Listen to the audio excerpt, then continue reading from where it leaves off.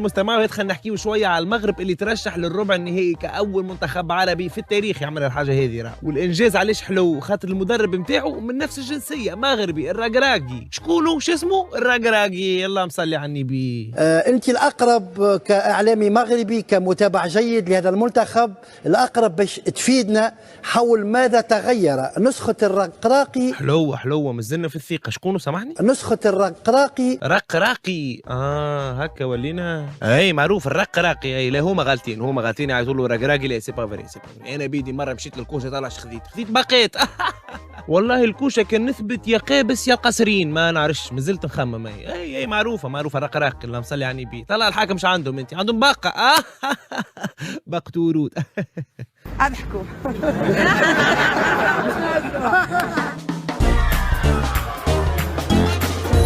رادار مازالوا حافلين، مازال تحس الجمهور التونسي موجود في شوارع الدوحة؟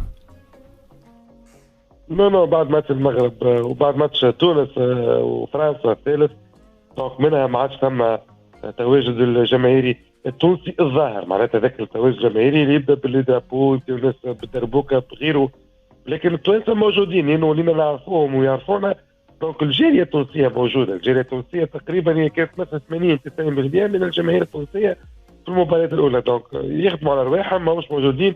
بارفوا تشوفهم وقت اللي تربح المغرب معناتها يخرجوا توانسه يحتفلوا مع المغرب بدراب تونس، ولكن مش بالعدد الكبير كما كانوا يخرجوا مع ربح المنتخب الوطني التونسي. دونك التوانسه موجودين في الشارع موجودين، ولكن يا اما يخدموا يا اما يحوسوا يا اما ماهمش. ما عجبك الزخم نتاع العاده والاجواء نتاع العاده؟ باهي خلينا نحكيو على المنتخب المغربي كريم. سنة على حدث في المونديال هذايا، المنتخب المغربي العربي الافريقي، المنتخب الوحيد العربي الافريقي اليوم موجود في الربع النهائي.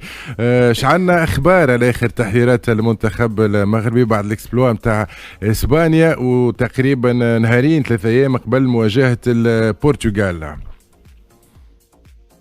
دونك حبينا نمشيو لونتريمون تاع المغرب بينام اليوم، دونك مسكرين التدريبات، وليد الرقراقي مسكر التدريبات. دونك غدوه ان شاء الله باش تكون عندنا كونفيرونس دو بريس، باش تكون عندنا بربع ساعه اولى في التدريبات مفتوحه لوسائل الاعلام. اما هنا الحقيقه اللي اكثر حاجه تلاحظها رفيق هو انه المغرب ما تحسيش فقط المنتخب المغربي هو اللي يلعب والا يكور في كاس العالم، بس كل العرب مع المنتخب المغربي. لأول مرة الحقيقة تعرفني العادة معناتها حتى ذاك اللي تعدى في التلفز في الراديو وغيره بارفوا تاع الأمة العربية ونحبوا بعضنا، معناتها في برشا نفاق تحسوا، وتحس العرب الكل ما يحبوش بعضهم في الكورة، وهيك يحب ياخر يخسر وهيك يحب يربح، وطبيعي كما في أوروبا في بلدان العالم الكل. من المرة هذه بالحق سنسيرمون معناتها تحس الناس الكل وراء المغرب، الناس الكل تحب المغرب تربح، وداير معناتها هذا واضح حتى من تصرفات وامير قطر في الماتش معناتها معناتها كيفاش تحتفل صغار وكيفاش القطريين فرحوا معناتها فرحه كونيه بعد ترشح المغرب، لانه شعارهم هنا يقول لك مونديال العرب، دوحه العرب، وبالتالي وصول منتخب عربي. تخيل انت لاول مره في التاريخ في مونديال، لاول مره في التاريخ يكون في دوله عربيه وصول منتخب عربي للدور النصف النهائي، سيكون تاريخي كذلك، وسيكون معناتها بمثابة الرسالة انه العرب معناتها قادرين يوصلوا لدور نصف النهائي، العرب قادرين يمثلوا الكرة القدم بصفة طيبة، قادرين يقارعوا المنتخبات العالمية خاصة المغرب. معناتها كون ربحت المغرب راهي اسبانيا بلجيكا تعادلت مع كرواتيا معناتها ربحت كندا، حتى المنتخبات اللي ربحتها المنتخبات مش سهله. باركور محترم جدا للمنتخب المغربي. ما نوافقكش برشا كريم في علاقه قلت انت في العاده لغه خشبيه، يمكن مسؤولي الاتحادات نتاع الكوره، القيادات اللي تحكم في البلدان العربيه، في اللي نعرفوا العداوات اللي صايره، واذا كان استثنينا الانسيدون الشهير نتاع مصر ودزاير وقت الترشح للمونديال وموقعة درمان وقت حتى في السودان. جرت العاده انه في المنتخبات العربيه الشعوب تخرج تفرح لبعضها. يمكن المره ذي الاكسبلوا اللي عملته المغرب واللي خلينا ناكد مره اخرى انه الكره تقرب وتصلح ما افسدته السياسه، خروج الجماهير الجزائريه للاحتفال بترشح المنتخب المغربي، على عكس الاعلام في الجزائر اللي عمل قرصه هكا ورى بها انه الامور مش صافيه على المستوى الرسمي. معناها حتى منتخب اسبانيا ينهزم ويغادر بعد لا ضيع 3 ضربات جزاء. حتى اسم المنتخب المغربي ما تجبدش، وي سي ريديكول. ولكن المهم اللي فرحنا انه رغم الخلاف التاريخي اللي نعرفوه الناس الكل وزايد نرجعوا عليه توا، لي زالجيريان الجزائريه خرجوا فرحوا للمغاربه. تاكدوا كريم هذا في قطر؟ نأكدوا على الاخر زاد خاصه من الجزائريه، وعندهم مع تغنيه مشهوره مش خوا ماناش عداوه. معناتها يبداو يغنيوا مع بعضهم الجزائريه والمغاربه خوا ماناش عداوه، معناتها رانا اخوات ماناش اعداء. وبيبدا درابو الجزائر بجنب درابو المغرب. وقداش من مره هذه تصير، معناتها تقريبا من اللي يجينا راه ديما تصير رفيق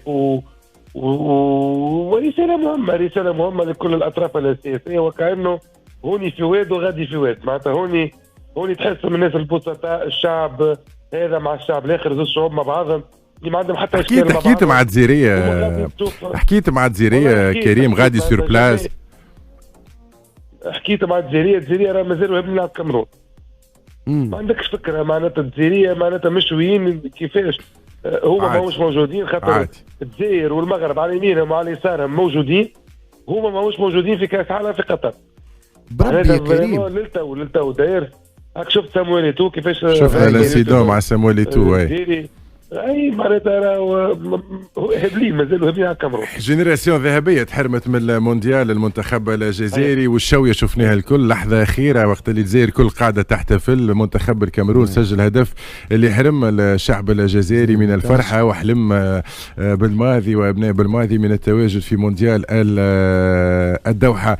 نستنى اكثر اخبار على المنتخب المغربي بعد تحضروا في الحصه التدريبيه وبعد لا تحضروا في الكونفيرونس دو بريس. بوليميك كبيره كريم على الملعب 900 قال كريستيانو اللي قعد على البنك، عامله بوليميك في الصحف البرتغاليه. لا قبل بالحق كريستيانو جلوسه على البنك كريم؟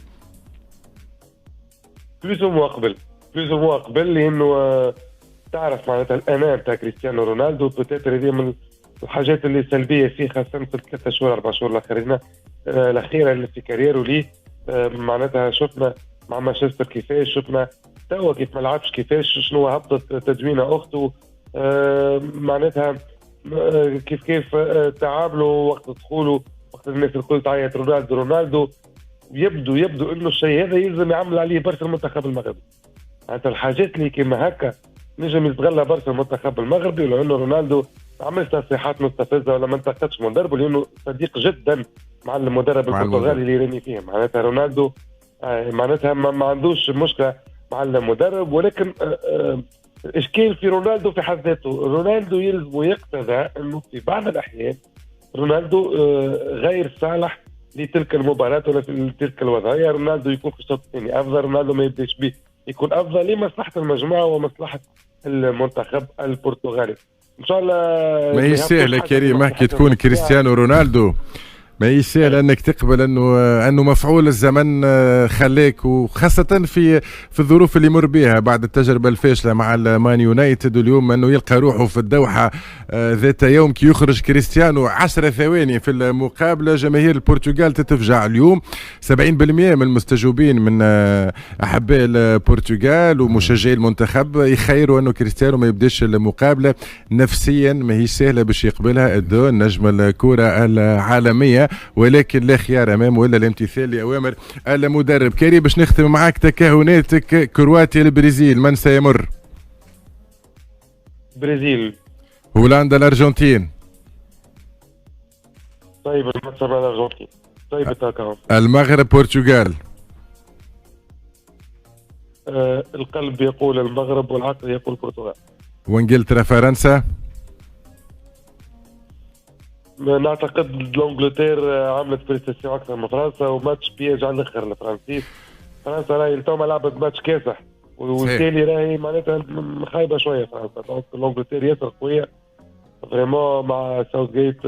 نعتقد لونجلتير مستفاجئه الجميع. باهي مازالوا قدامك ايامات انت للتدارك، كان حبيت تغير في التكهنات نتاعك، سينو نعتمدوهم قبل ما نتفرجوا في المقابلات. صديقنا كريم مقني من الدوحه، السلام عليك، مشكور على الخدمه اليوميه، برافو على كاس العالم الكل كريم، ما بين الديوان وما بين كارتاج بلوس، دمت موفق.